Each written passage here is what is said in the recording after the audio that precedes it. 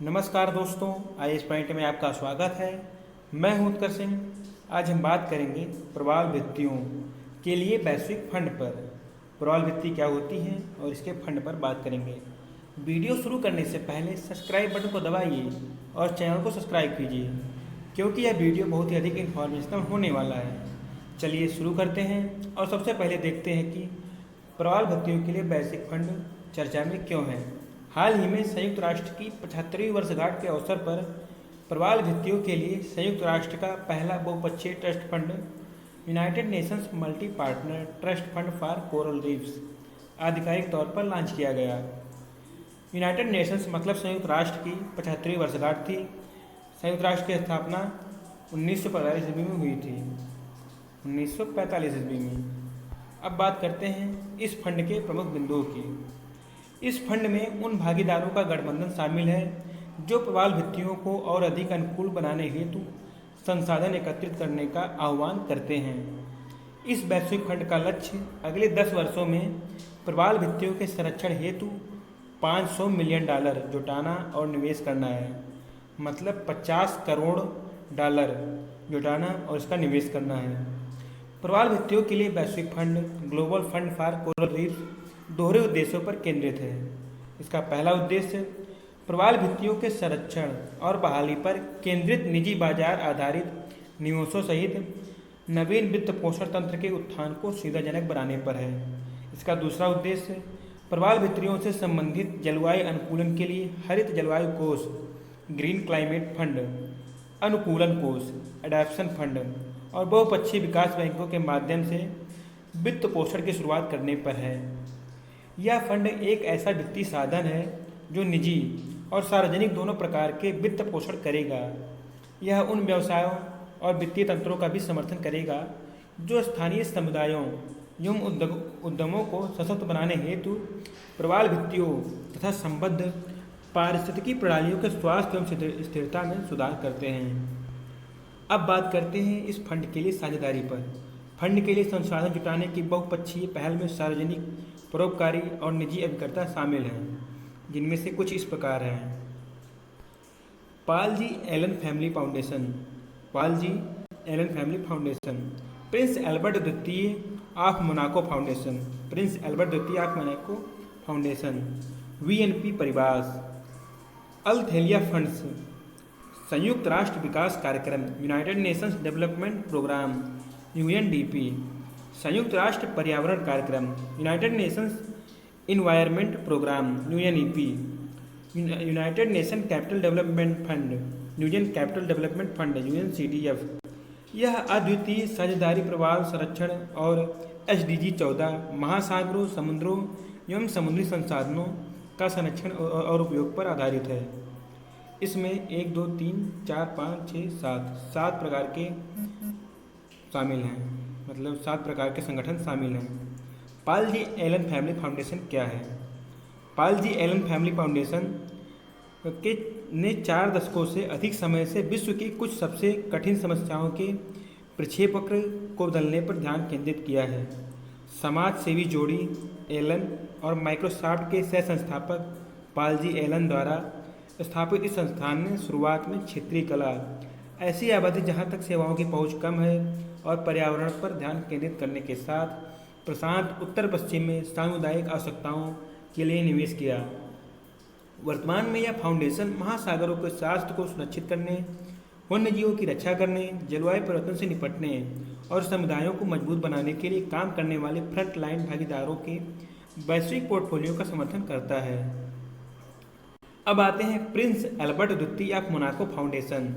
जून 2006 में मोनाको के Prince Albert द्वितीय ने, मोनाको का प्रिंस 2006 में कौन था? प्रिंस एल्बर्ट द्वितीय ने पृथ्वी की खतरनाक पर्यावरणीय स्थिति को दूर करने के लिए अपने फाउंडेशन की स्थापना की। प्रिंस एल्बर्ट द्वितीय ऑफ मोनाको फाउंडेशन पर्यावरण की सुरक्षा और वैश्विक स्तर पर सतत विकास को बढ़ावा देने के लिए समर्पित है। यह फाउंडेशन अनुसंधान एवं अध्ययन, तकनीकी नवाचार और सामाजिक रूप से जागरूक प्रथाओं के क्षेत्र में सार्वजनिक एवं निजी संगठनों की पहल का समर्थन करता है। फाउंडेशन 3 प्रमुख भौगोलिक क्षेत्रों, भूमध्य सागरीय बेसिन, ध्रुवीय क्षेत्रों और अल्प विकसित देशों में परियोजनाओं का समर्थन करता है तथा अपने प्रयासों को 3 प्रमुख क्षेत्रों जलवायु परिवर्तन, जैव विविधता और जल संसाधनों पर केंद्रित करता है। अब आते हैं संयुक्त राष्ट्र विकास कार्यक्रम यूएनडीपी। यूएनडीपी संयुक्त राष्ट्र का अग्रणी संगठन है जो गरीबी, असमानता और जलवायु परिवर्तन के बोझ को समाप्त करने के लिए समर्पित है। यह 170 देशों में विशेषज्ञों और भागीदारों के हमारे व्यापक नेटवर्क के साथ काम करते हुए गरीबी उन्मूलन और असमानता को कम करने हेतु प्रयास करता है। इसका मुख्यालय न्यूयॉर्क में स्थित है। यूएनडीपी का मुख्यालय न्यूयॉर्क में स्थित है। संयुक्त राष्ट्र विकास कार्यक्रम का मुख्यालय अमेरिका के न्यूयॉर्क में स्थित है। संयुक्त राष्ट्र पर्यावरण कार्यक्रम यूएनईपी, यह संयुक्त राष्ट्र की एक एजेंसी है। इसकी स्थापना वर्ष 1972 में मानव पर्यावरण पर स्टॉकहोम में आयोजित संयुक्त राष्ट्र सम्मेलन के दौरान हुई थी। इसका उद्देश्य मानव पर्यावरण को प्रभावित करने वाले सभी मामलों में अंतर्राष्ट्रीय सहयोग को बढ़ाना तथा पर्यावरण संबंधी जानकारी का संग्रहण, मूल्यांकन एवं पारस्परिक सहयोग सुनिश्चित करना है।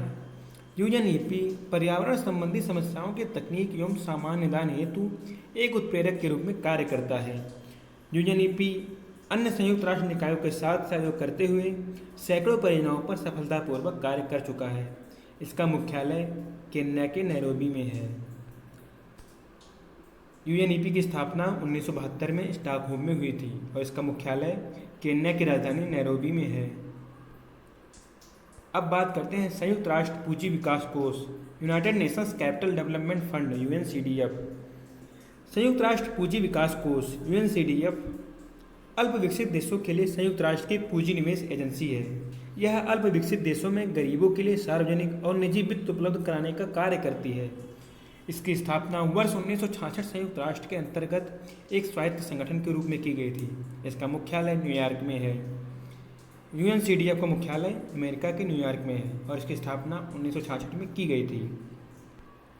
अब बात करते हैं कि फंड की आवश्यकता क्यों पड़ी। वैश्विक रूप से 100 से अधिक देशों और क्षेत्रों में पाई जाने वाली प्रवाल भित्तियाँ कुल समुद्री जीवन की 1/4 यानी लगभग 1 मिलियन प्रजातियों की आश्रय प्रदान करती हैं।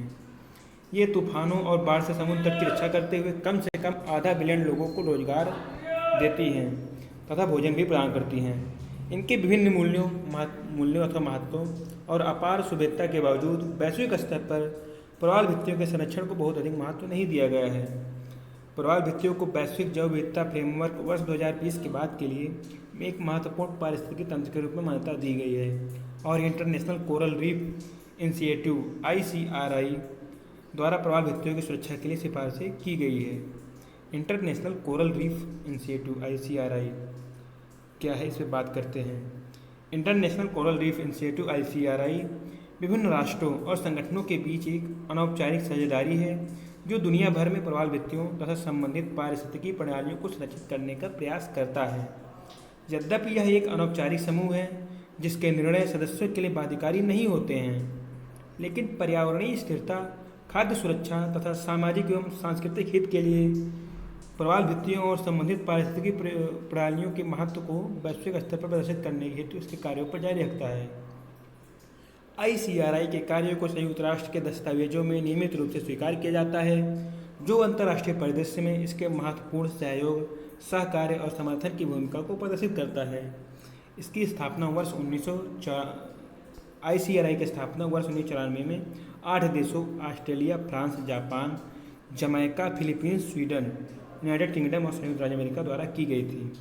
अप्रैल 1994 में जैव विविधता अभिसमय पर पक्षकारों के पहले सम्मेलन तथा अप्रैल 1995 में सतत विकास पर अमेरिकी आयोग की आंतरिक बैठक के उच्च स्तरीय अनुभाग में इसकी घोषणा की गई थी। वर्तमान में ICRI के सदस्यों की संख्या लगभग 90 है। इसकी स्थापना 1994 में 8 देशों द्वारा Australia, France, Japan, Jamaica, Philippines, Sweden, United kingdom और संयुक्त राज्य अमेरिका द्वारा की गई थी। वर्तमान में ICRI के सदस्यों की संख्या लगभग 90 है। अब बात करते हैं ICRI के उद्देश्य पर। प्रवाल भित्तियों और संबंधित पारिस्थितिकी तंत्रों के स्थायी प्रबंधन में सर्वोत्तम अभ्यास को अपनाने के लिए प्रोत्साहित करना है, क्षमता का निर्माण करना है, विश्व भर में प्रवाल भित्तियों की दुर्दशा पर सभी स्तरों पर जागरूकता बढ़ाना है।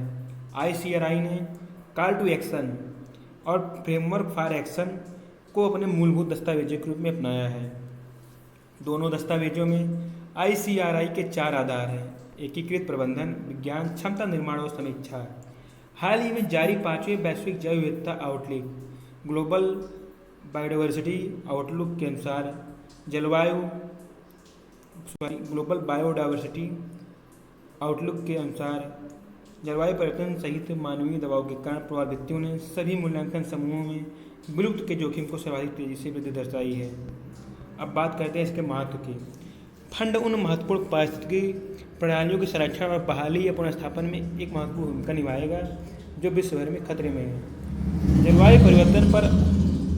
जलवायु परिवर्तन पर अंतर सरकारी पैनल द्वारा वर्ष 2018 में जारी एक रिपोर्ट में यह चेतावनी दी गई कि भले ही हम सामूहिक रूप से वैश्विक सतह के तापमान को पूर्व औद्योगिक स्तर पर 1.5 डिग्री सेल्सियस तक स्थिर करने में सफल हो जाएं, फिर भी सदी के मध्य तक 70 से 90% प्रभावितियाँ समाप्त हो जाएंगी। अब बात करते हैं इस फंड के निष्कर्ष पर। कई सतत विकास लक्ष्य ऐसे हैं जो प्रकृति के बिना प्राप्त नहीं किए जा सकते हैं। SDG 14 के लिए विश्व के पहले संयुक्त राष्ट्र के बहुसहयोगी ट्रस्ट फंड के रूप में प्रवाल भित्तियों के लिए वैश्विक फंड संरक्षण हेतु निजी क्षेत्र के वित्त पोषण की शक्ति को बढ़ावा देगा। साथ ही कोविड-19 और अन्य आघातों के लिए पुनर्स्थापन एवं लचीलेपन में वृद्धि का समर्थन करने के लिए देशों का समर्थन करेगा। अगर वीडियो से कुछ भी जानकारी मिली तो वीडियो को लाइक कीजिए, अपने चैनल को सब्सक्राइब कीजिए और दोस्तों में शेयर कीजिए। आप अपने चैनल को टेलीग्राम, फेसबुक, इंस्टाग्राम और व्हाट्सएप ग्रुप में शामिल हो सकते हैं। धन्यवाद।